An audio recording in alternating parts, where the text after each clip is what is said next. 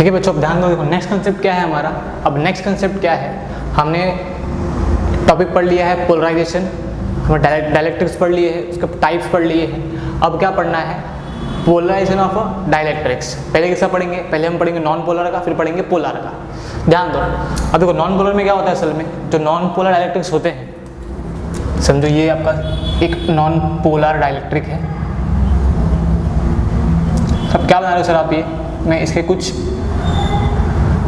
अंदर जो मॉलिक्यूल्स हैं उनका बना रहे हैं। देखो क्या होता है, जनरली क्या होता है, देखो जब एक्सटर्नल फील्ड क्या होती है, एब्सेंट होती है, तो इनका पॉजिटिव और negative, positive negative, positive negative, positive negative, positive negative, positive negative, positive negative. जब ये कब की बात है, जब एक्सटर्नल इलेक्ट्रिक फील्ड एब्सेंट है। क्या बोलोगे बहन, electric field is, electric field क्या है, जब इलेक्ट्रिक फील्ड जब एब्सेंट है, यानी यहाँ पर क्या बोलोगे, E इज 0। अब नेक्स्ट क्या होगा, जब यहाँ पर इसके ऊपर हम लोग इलेक्ट्रिक फील्ड अप्लाई कर देंगे तो समझो होता क्या है, यहाँ पर क्रिएट होता है कुछ इस तरीके से। क्या हो जाएगा कि एक ऐसा कुछ आ जाएगा, हमें पढ़ा था कुछ देर पहले, एक ऐसा हो जाएगा, यहाँ पर ऐसा हो जाएगा, यहाँ पर क्या हो जाएगा, यहाँ पर भी ऐसा हो जाएगा, और कितने हैं, एक यहाँ पर बनाया हुआ है तो वो भी ऐसा हो जाएगा, फिर यहाँ पर बनाया हुआ है, यहाँ पर कैसा हो जाएगा, फिर यहाँ पर ऐसा हो जाएगा, और यहाँ पर ऐसा हो जाएगा। समझ आया आपको। तो क्या होगा, असल में जो पॉजिटिव है ना इस तरफ आ जाएगा, पॉजिटिव यहाँ पर, positive positive positive positive positive positive, यहाँ पर आ जाएगा negative negative negative negative negative है नेगेटिव। और जो इलेक्ट्रिक फील्ड का डायरेक्शन वो किस तरफ है, वो इसी तरफ है। आपसे कोई पूछे तो क्या बताओगे कि जो इलेक्ट्रिक फील्ड है वो इस तरफ है। यहाँ पर क्या है, E जो है 0 नहीं है, यानी क्या बोलोगे, ये कब की बात हो रही है, ये बात हो रही है in presence of electric field, in presence of electric field.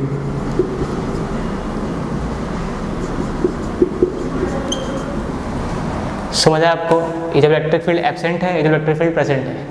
अब क्या बोलोगे, इस वक्त क्या बोलोगे आप लोग, what is the definition of a non polar dielectric. Sir इसका सेंटर ऑफ मास, यानी centre of mass of positive charge, positive charge यहाँ पर क्या कर रहा है, कोइंसाइड्स कर रहा है with centre of mass of negative charge.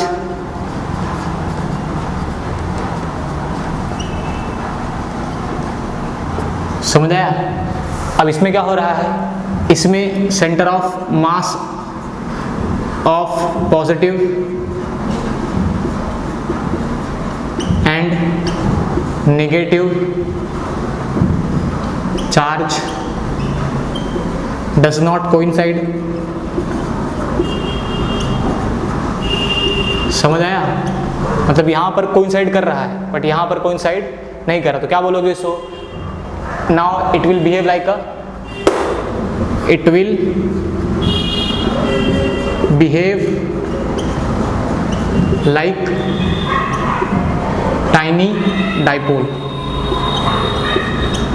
अब ऐसा क्यों हुआ है, अब देखो ध्यान दो, इलेक्ट्रिक फील्ड इस तरफ है, तो अगर आप इसको लिखोगे आपको ये बात ध्यान रखते हुए बोलना है कि जब इलेक्ट्रिक फील्ड हमने अप्लाई किया है तो जो इलेक्ट्रिक फील्ड के डायरेक्शन में है वो पॉजिटिव चार्ज कहाँ पर हो गए हैं, positive charge electric field direction में चले गए हैं, और जो नेगेटिव चार्ज है it is opposite to the direction of electric field. आपको ये पॉइंट ध्यान रखते हुए लिखना है, ये पॉइंट समझ आपको ये पॉइंट। तो ये असल में क्या होता है, this is known as polarisation of a non polar dielectric. क्या होता है असल में, स्टार्ट में क्या होता है, इनका centre of mass of positive charge and negative charge का कोइंसाइड्स कर रहा होता है, बाद में नहीं कर रहा होता है।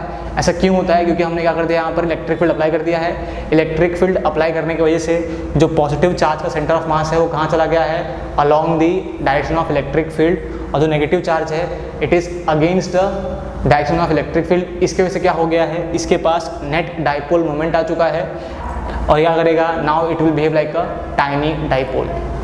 इतना पॉइंट क्लियर होगा वालों। ये आपका किसका पढ़ लिया हमने, नॉन पोलर का। अब किसका पढ़ेंगे? पोलर का। लिख लो इतना।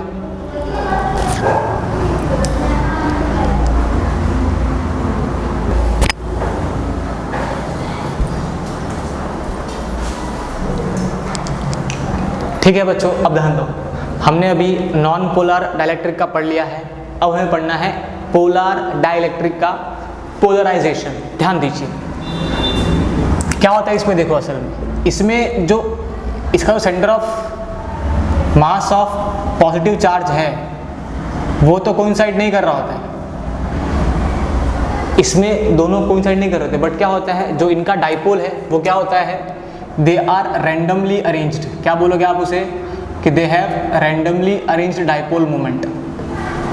जो इनका नेट डाइपोल मोमेंट आएगा वो जीरो आएगा। और इसमें क्या होता है जब आप इसको एक्सटर्नल इलेक्ट्रिक फील्ड अप्लाई कर देते हो तो क्या होता है कि जो इनका डाइपोल है वो एक प्रॉपर ओरिएंटेशन में क्या करता है, अपने आप को अरेंज कर लेता है। समझ आया?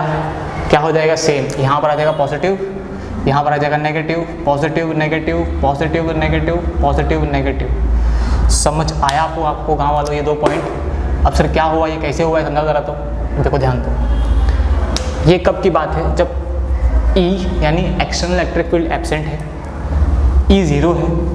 तो इस वक्त असल में होता क्या है कि इनके पास इनका पॉजिटिव और नेगेटिव कोइंसाइड नहीं कर रहा है, नो डाउट, लेकिन due to thermal agitation, due to thermal agitation, क्या बोलोगे? Due to thermal agitation there dipoles are randomly oriented. Randomly oriented मतलब उनका ओरिएंटेशन क्या है, रैंडमली है। एंड जो इनका नेट डाइपोल मोमेंट है, नेट डाइपोल मोमेंट वो कितना है, वो है जीरो। समझ आया आपको ये पॉइंट?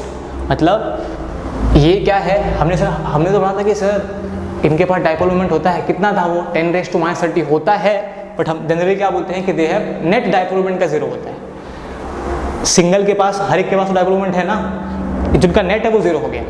तो इसमें क्या बोलोगे आप लोग, in presence of electric field क्या होता है उससे कि जो थर्मल एजिटेशन है ना, thermal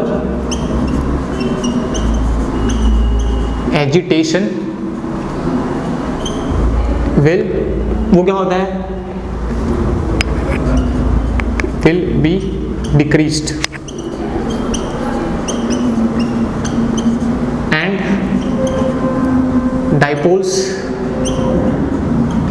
are arranged in above manner. समझ आपको ये पॉइंट? ये दो पॉइंट क्लियर हुआ कि थर्मल एजिटेशन था, इसकी वजह से क्या हो रहा था, इनके डाइपोल्स रैंडमली अरेंज थे। जब आपने इलेक्ट्रिक फील्ड अप्लाई किया तो इनका जो थर्मल एजिटेशन था उसको ओवरकम कर लिया है, और क्या हुआ उससे डाइपोल क्या हो गए उनके इस प्रकार से अरेंज हो गए। समझ में आया? तब क्या बोलोगे, इसकी वजह से क्या हुआ है, they have, now they have properly oriented dipoles with high dipole moment। इतना सभी को क्लियर होगा गाँव वालों?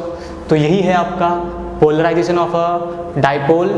कब ये कब है, जब पोलर है, और जब नॉन पोलर हमने पढ़ लिया है। ठीक है, अब इसका इफेक्ट पढ़ना है। ठीक है, इसको लिख लो, इफेक्ट पढ़ते हैं।